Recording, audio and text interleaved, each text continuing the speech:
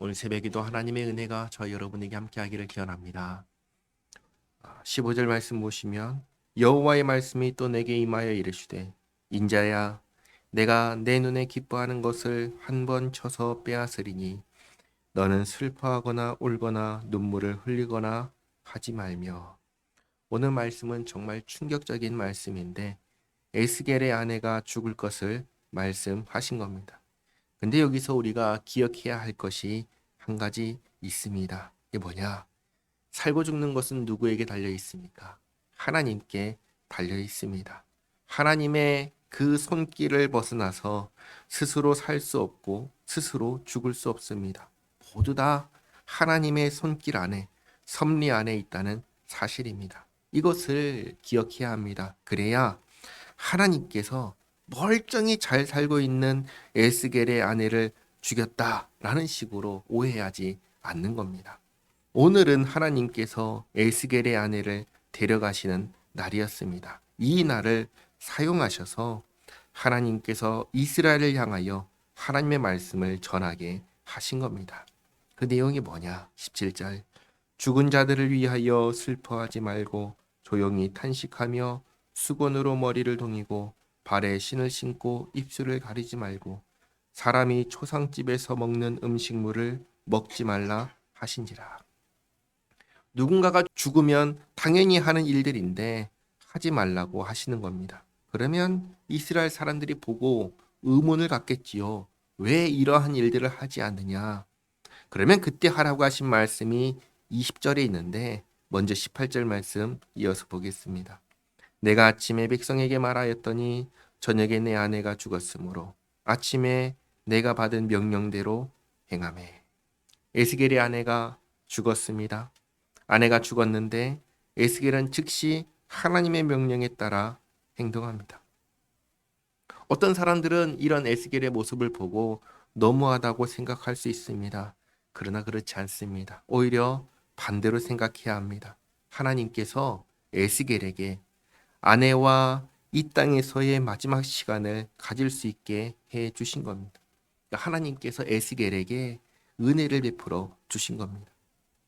에스겔은 하나님의 말씀을 받고 백성들에게 그 말씀을 전했습니다. 그리고 아내가 죽을 때까지 함께하며 마지막을 보냈습니다. 그리고 아내가 죽자 하나님께서 말씀하신 대로 행한 겁니다. 뭘 행했는가?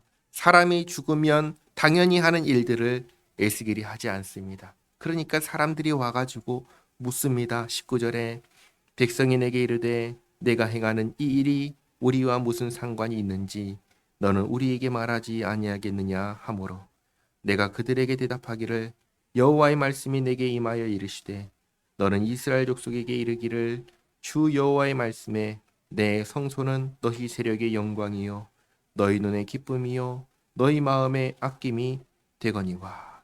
에스겔에게 아내가 이런 존재였듯이 너희에게도 예루살렘이 이스라엘이 이런 존재라는 겁니다.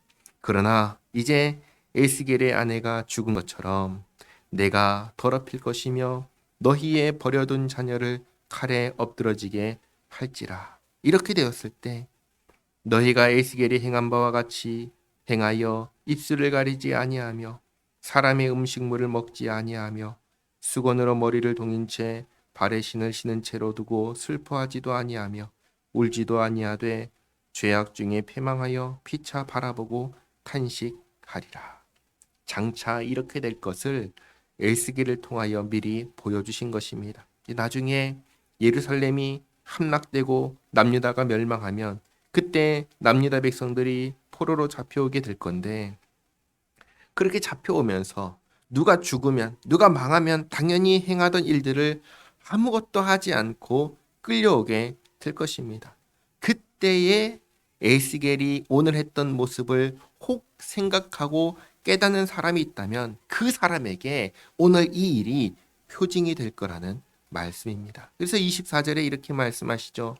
이같이 에스겔이 너희에게 표징이 되리니 그가 행한 대로 너희가 다 행할지라. 이 일이 이루어지면 내가 주 여호와인 줄을 너희가 알리라 하라 하셨느니라.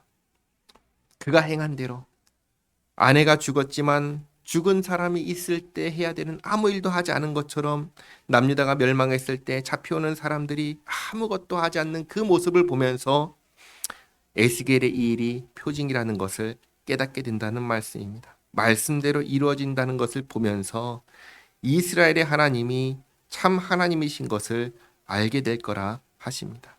이제 다시 에스겔에게 말씀하십니다. 25절에 인자야 내가 그 힘과 그 즐거워하는 영광과 그 눈이 기뻐하는 것과 그 마음이 간절하게 생각하는 자녀를 데려가는 날 곧 그날에 도피한 자가 내게 나와서 내 귀에 그 일을 들려주지 아니하겠느냐. 그래서 지금 에스겔은 바벨론에 있잖아요. 이 일은 어디에서 일어나요?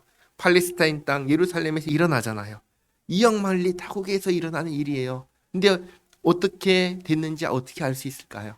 누군가가 와가지고 알려줄 거란 말입니다. 그래서 에스겔도 하나님 말씀대로 되었다는 것을 알게 될 거라는 말씀입니다. 자, 그러면 27절 그날에 내 입이 열려서 도피한 자에게 말하고 다시는 잠잠하지 아니하리라.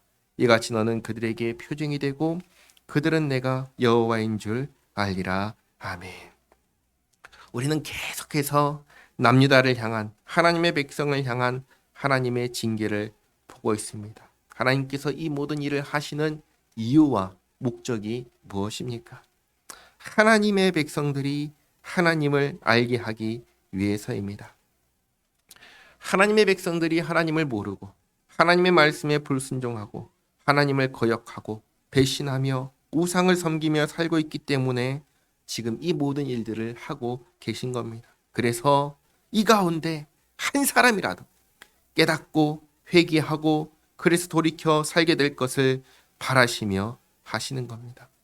하나님의 백성은 무엇을 알아야 됩니까? 하나님을 알아야 됩니다. 하나님께서 베푸신 은혜를 알아야 됩니다. 그리고 하나님께서 기뻐하시는 바를 행하며 살아야 됩니다. 예수 믿는 우리가 바로 그렇게 살아야 됩니다. 이것을 잊지 마시기 바랍니다. 우리가 하나님을 바로 알고 우리가 그 은혜를 바로 기억하고 감사하며 하나님을 영화롭게 하며 살아야 하는 겁니다. 이것을 꼭 기억하시기 바랍니다. 기도하겠습니다. 하나님, 에스겔이 아내와 마지막을 함께 할 수 있도록 해주셨다는 걸 깨닫습니다. 자기 백성에게, 자기 사람에게 참으로 자상하신 아버지 하나님이십니다. 또 그 죽음을 사용하셔서 하나님의 백성들이 깨닫도록 또다시 말씀하시고 돌이킬 기회를 주시는 은혜의 하나님이십니다. 저희가 하나님 아버지를 바로 알게 하옵소서. 그 자비하심과 그 은혜 베푸심을 알게 하옵소서. 늘 감사하며 주님을 영화롭게 하며 살아가는 저희 모두가 되게 하옵소서. 예수님의 이름으로 기도하옵나이다. 아멘.